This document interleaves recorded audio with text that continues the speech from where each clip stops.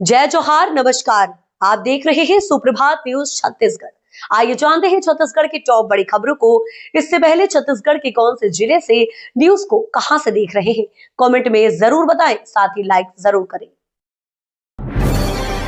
विदेश में बसे छत्तीसगढ़ी जुटेंगे रायपुर में। 27-28 मार्च को होगा प्रवासी छत्तीसगढ़ कॉन्क्लेव। आपको बता दें, प्रदेश के विकास में प्रवासी छत्तीसगढ़ियों की भागीदारी को मजबूत करने के उद्देश्य से राजधानी रायपुर में 27 और 28 मार्च को 2 दिवसीय प्रवासी छत्तीसगढ़ कॉन्क्लेव का आयोजन किया जाएगा। यह आयोजन नॉर्थ अमेरिका छत्तीसगढ़ एसोसिएशन और छत्तीसगढ़ NRI एसोसिएशन के सहयोग से किया जा रहा है। इस कॉन्क्लेव में भारत के बाहर विभिन्न देशों में निवासरत छत्तीसगढ़ मूल के लोग शामिल होंगे।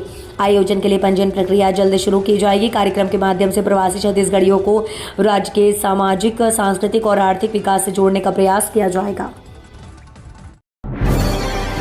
नवा रायपुर का वर्ल्ड क्लास सरकारी स्कूल इस साल भी रहेगा बंद। अब निजी हाथों में सौंपने की तैयारी। दरअसल हम आपको बता दें कि नवा रायपुर में करीब 50 करोड़ रुपए की लागत से बन रहा वर्ल्ड क्लास सरकारी रेजिडेंशियल स्कूल इस प्रशिक्षण सत्र में शुरू नहीं हो पाएगा। आपको बता दें कि जिला शिक्षा अधिकारी कार्यालय को अब तक स्कूल संचालन को लेकर कोई आधिकारिक जानकारी नहीं मिली है। पहले चरण का लगभग 80% निर्माण पूरा हो चुका है, लेकिन अब तक इसके संचालन मॉडल को लेकर शिक्षा विभाग स्तर पर मंथन जारी है।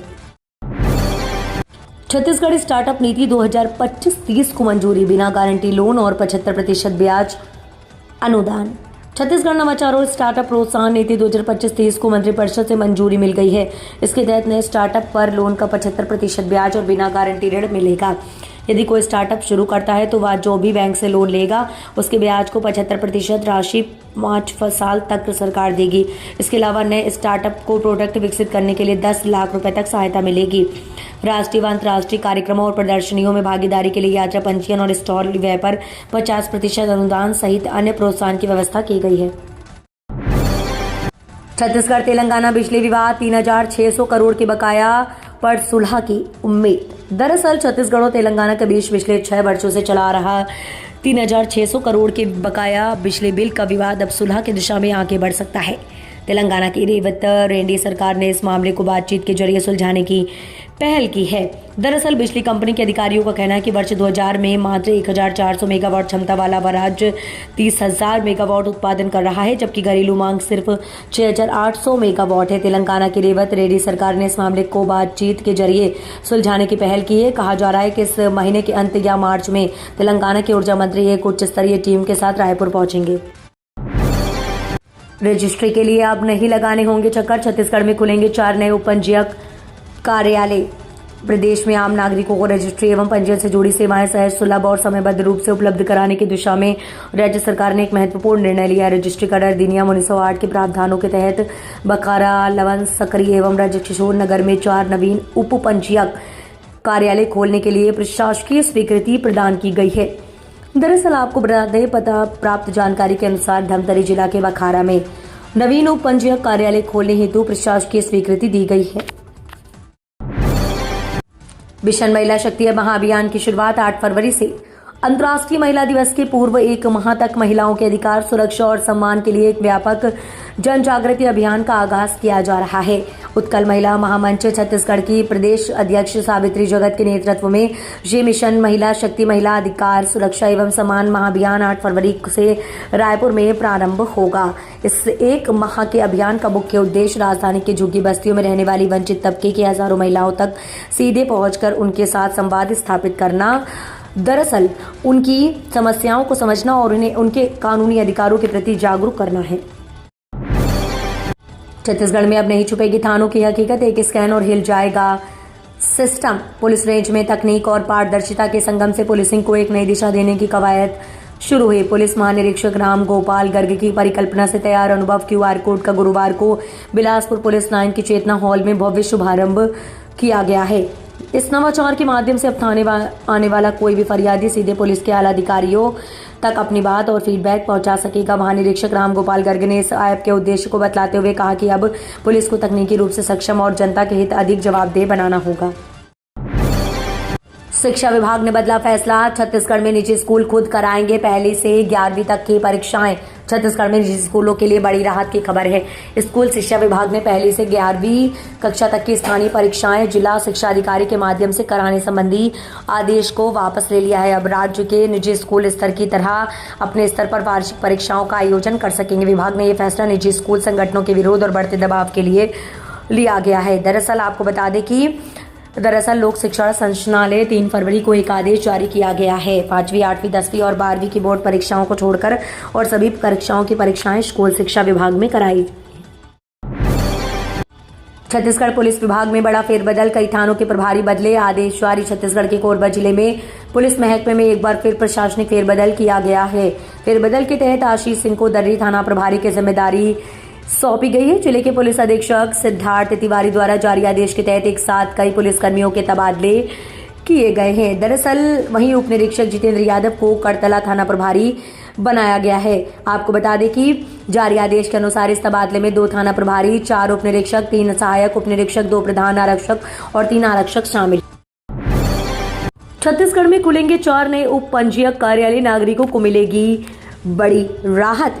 छत्तीसगढ़ में रजिस्ट्री और पंजीयन सेवाओं को आम नागरिकों के लिए अधिक आसान और सुलभ समयबद्ध बनाने की दिशा में राज्य सरकार ने बड़ा कदम उठाया है। रजिस्ट्रीकरण अधिनियम 1908 के तहत धमतरी जिले के बखारा, बालोदाबाजार, भाटापारा जिले के लवन तहसील मुख्यालय तथा बिलासपुर जिले के सकरी और राजकिशोर नगर में 4 नए उप पंजीयक कार्यालय खोलने को प्रशासकीय स्वीकृति दी गई है।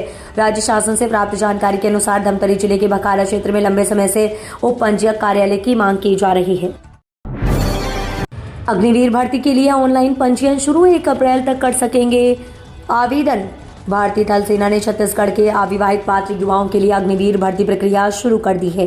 सेना में अग्निवीर सैनिक के विभिन्न पदों पर भर्ती के लिए इच्छुक अभ्यर्थी 1 अप्रैल 2026 तक ऑनलाइन पंजीयन एवं आवेदन कर सकते हैं। इस भर्ती के तहत अग्निवीर जनरल ड्यूटी, तकनीकी ऑफिस असिस्टेंट, ट्रेडमैन्स, महिला सैन्य, पुलिस और नियमित कैंडर के साथ साथ धर्मगुरु, नर्सिंग सहयोगी तथा हवलदार, एसी जैसे पदों पर चयन किया जाएगा। सेना द्वारा भर्ती प्रक्रिया को पारदर्शी और तकनीकी आधारित रखा गया है।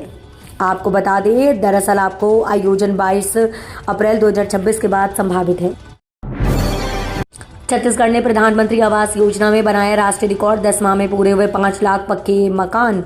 प्रधानमंत्री आवास योजना के प्रभावी क्रियान्वयन में छत्तीसगढ़ ने देश भर में नया कीर्तिमान स्थापित किया। चालू वित्तीय वर्ष 2025-26 में मात्र 10 माह 4 दिवस की अवधि में राज्य में 5 लाख प्रधानमंत्री आवासों का निर्माण पूर्ण कर लिया गया है, जो किसी भी राज्य द्वारा एक वित्तीय वर्ष में अब तक का सर्वाधिक आंकड़ा है। गलत जानकारी देकर रेरा से छूट लेने की कोशिश पर कार्रवाई। छत्तीसगढ़ रियल एस्टेट विनियामक प्राधिकरण के रियल एस्टेट अधिनियम 2016 के उल्लंघन के एक गंभीर मामले में कड़ा रुख अपनाते हुए पंचम कॉलोनी परियोजना के प्रमोटरों पर 10 लाख रुपए का अर्थदंड लगाया है। ये कार्रवाई अधिनियम की धारा 3 के उल्लंघन पर धारा 59 के तहत जीपी की गई है। यह आदेश ग्राम पेंड्रा, जिला जीपीएम स्थित पंचम कॉलोनी परियोजना से जुड़े प्रकरण में पारित किया गया है। भिलाई में मंदिर मस्जिद को लेकर विवाद, नगर निगम परसा पर आरोप, बजरंग दल और स्थानीय लोगों की नारेबाजी। छत्तीसगढ़ की भिलाई में छावनी थाना क्षेत्र से मंदिर और मस्जिद से जुड़े विवादों को लेकर इलाके में तनाव की स्थिति निर्मित बनी हुई है। सामुदायिक भवन निर्माण को लेकर शुरू हुआ विवाद अब धार्मिक रंग लेता नजर आ रहा है, जिससे क्षेत्र में तनाव का माहौल है। हिंदू संगठनों और स्थानीय लोगों का आरोप है कि मंदिर से लगे हिस्से में मस्जिद कमेटी द्वारा अतिक्रमण किया गया है, जिससे विवाद की स्थिति पैदा है। रजिस्ट्री के लिए अब नहीं लगाने होंगे चक्कर, छत्तीसगढ़ में खुलेंगे 4 नए उप पंजीयक कार्यालय।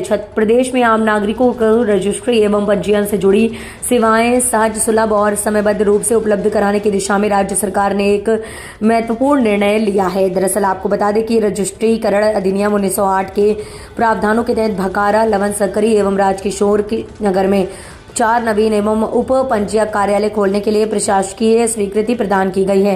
प्राप्त जानकारी के अनुसार धमतरी जिला के बखारा में नवीन उप पंजीयक कार्यालय खोलने हेतु प्रशासकीय स्वीकृति दी गई है।